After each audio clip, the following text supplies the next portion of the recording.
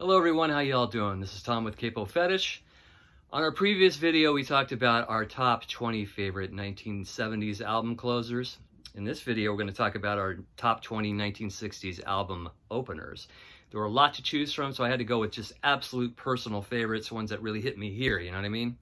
So here we go. And I'm not doing this in any kind of ranking order, just we're going to do it chronologically, okay? So here we go. I'm going to start off with 1964. The album is Gets Gilberto. The lead-off track is called The Girl from Ipanema, a very popular track. It's kind of become a pop standard over the years, and also a jazz samba classic.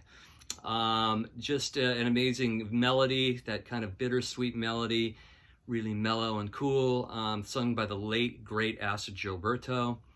Just an incredible song, and it's probably been in my DNA from almost day one, so...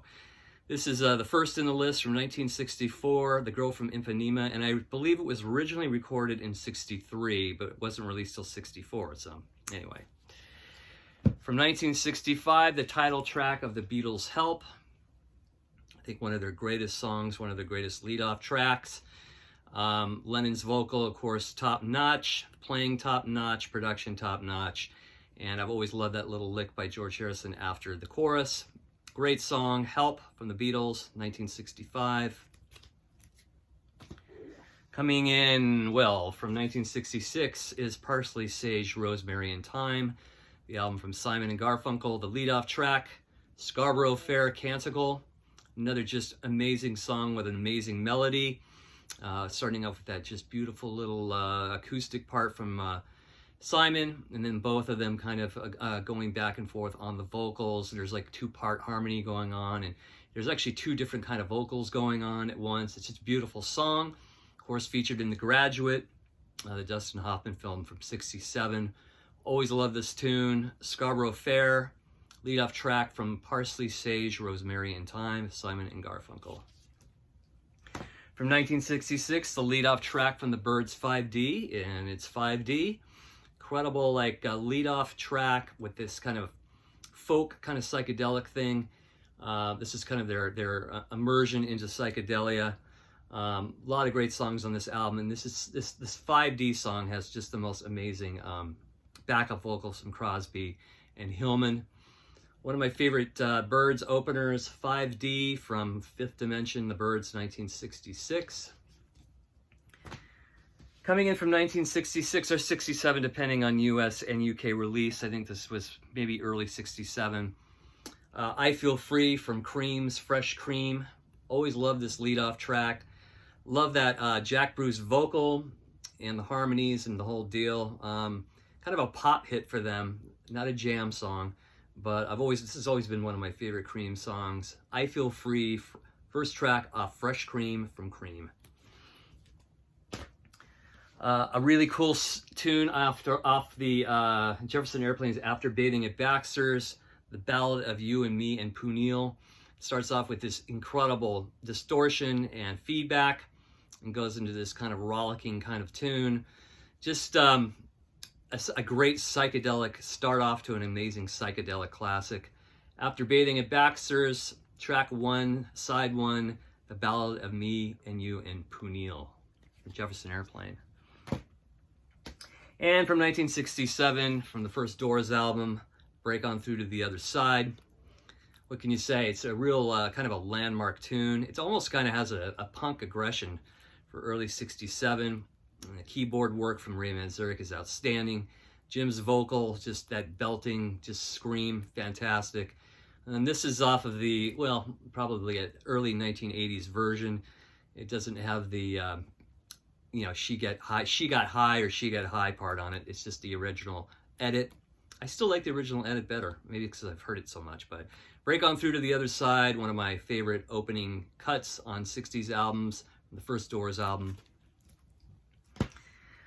Another album from 1967, There Are But Four Small Faces.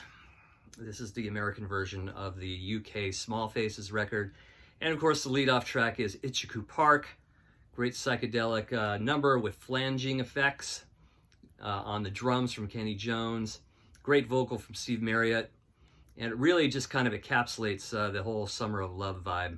And I never get tired of Itchy Coo Park. I just love that track. And this is a great album. I've mentioned this before, but side one, track one, Itchy Coo Park from There Are But Four Small Faces by the Small Faces from '67. And coming in from the same year, 1967, Traffic's Mr. Fantasy record. This is the US version. And the first track is Paper Sun, which is a great tune. I think it was the single in the UK, but they didn't feature it on the UK Mr. Fantasy. This album also had another name under it, the US version, called Heaven Is in Your Mind. I believe a while back I picked up the CD version of it, which has all the cuts from the UK and US versions of Mr. Fantasy, which is really great, remastered. But love Paper Sun, another great psychedelic tune from Traffic, and great lead-off track. And of course, from the same year, a lot of these songs are from obviously the late 60s and 67. Of course, Purple Haze from Are You Experienced, the Jimi Hendrix Experience. I think on the UK version, Foxy Lady started it off, but I think you just can't beat Purple Haze starting off this flawless record. I'm sure when it came out, it really raised a lot of heads. I was only 2 when it came out, but incredible song, incredible album. Lead-off track, Purple Haze, Jimi Hendrix Experience from Are You Experienced from 1967. One of my favorite lead-off tracks in the 1960s is Alone Again Or from Love. Oh man, what a tune. What a tune. That kind of mariachi bit in the middle really just adds a lot to the song. And I believe that both Arthur Lee and Brian McLean are both singing lead vocals on it. And I believe Brian McLean actually wrote the tune. It wasn't Arthur Lee. Correct me if I'm wrong, but I think Brian McLean wrote the tune. But just an amazing tune with an amazing vibe. Always loved Alone Again Or. This is coming into from 1967 off the Forever Changes album from Love. From 1968, I almost put Mr. Saul from Buffalo Springfield again. Love Mr. Saul, but I think I even like On the Way Home better from Last Time Around from the Buffalo Springfield. This is a personal favorite song of mine, probably one of my favorite songs of all time. Written by Neil Young, but sung by Richie Furay, who would later go on to form Poco. But this version on Last Time Around is such an amazing song. It's a song that Neil played a lot in the early 70s. He even opened a lot of his acoustic shows with it. But I still like the original the best by Buffalo Springfield, sung by Richie Furay. And this is from 1968, from Last Time Around, Buffalo Springfield, the song On the Way Home. Great lead-off track. From 1968 as well, Aretha Franklin, Lady Soul, Chain of Fools. Wow, what an opener. Great soul classic. Love this tune. From 1969, off the Kinks' Arthur record, the song Victoria. An absolute, almost live staple of their shows for many years. An incredible opener to an incredible album from Arthur, The Decline and the Fall of the British Empire. The Kinks' Victoria, great lead-off track from 1969. Another great lead-off track, another personal favorite from 1969 is Procol Harum's A Salty Dog, the title track. Beautiful orchestration, instrumentation, super soulful lead vocal from Gary Brooker. It just, man, a lot of emotion in this track. Just great lyrics and a great way to start off a perfect record. So, Salty Dog by Procol Harum, great lead-off track from 1969. Another personal favorite from 1969 is off the third Velvet Underground album, the song called Candy Says. Coming off the heels of White Light, White Heat, which was just an absolute barrage of noise, rock and roll. They switched gears and went completely mellow. This is an album that you can hear the influence in, like a group like Cowboy Junkies took a lot from the sound of this record, in fact, and so many others. And this is, sometimes it has become probably my favorite Velvet Underground album. And I love the song Candy Says, sung by bassist Doug Yule. Just an amazing track. Always loved this cut. And this is one of my favorite opening tracks of the 60s. This is 69, Velvet Underground's self-titled album, and the track Candy Says. Also, another great one from '69 is the title track from Sly and the Family Stone's Stand, the song called Stand. Just a great uplifting tune with great uplifting lyrics. What else can I say? It's just fantastic, fantastic opener to another just almost flawless record, the Stand record. And another one here from '69 from Crosby, Stills and Nash, Sweet Judy Blue Eyes. For many, many years, I got really tired of hearing this song on the radio, but over the years now, I've really become attached to it again. I think it's just an amazing song with all those different parts. It's amazing harmonies. Love it. Sweet Judy Blue Eyes from the first Crosby, Stills and Nash record from 1969. Another one is, not a lot of people know about this album. It's the Youngbloods.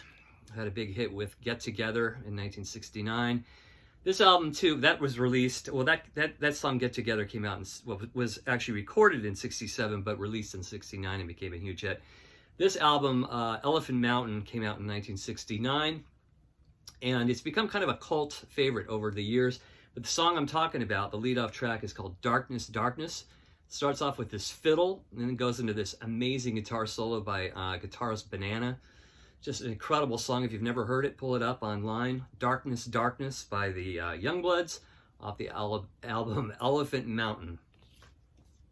And then last but not least on my list is a true classic opener, again from 1969, and that is Neil Young's Cinnamon Girl. I remember hearing this, I'm not kidding, about the age of 4. My brother brought it home, and I loved it from that day on. Still love it. I love that little bit he does at the end with the you know, I guess you could call it a little grunge work out there at the end as the song ends. Fantastic. Never get tired of that song. Cinnamon Girl from Everybody Knows This Is Nowhere from Neil Young from 1969. And that's my personal list. I could have included another 20 or 30 or 40, but those are the ones that kind of hit me the hardest. What are your favorite album openers from the 60s? Let me know. Thank you so much for watching. Thanks for subscribing. Everybody have a great day. Take care. Bye-bye.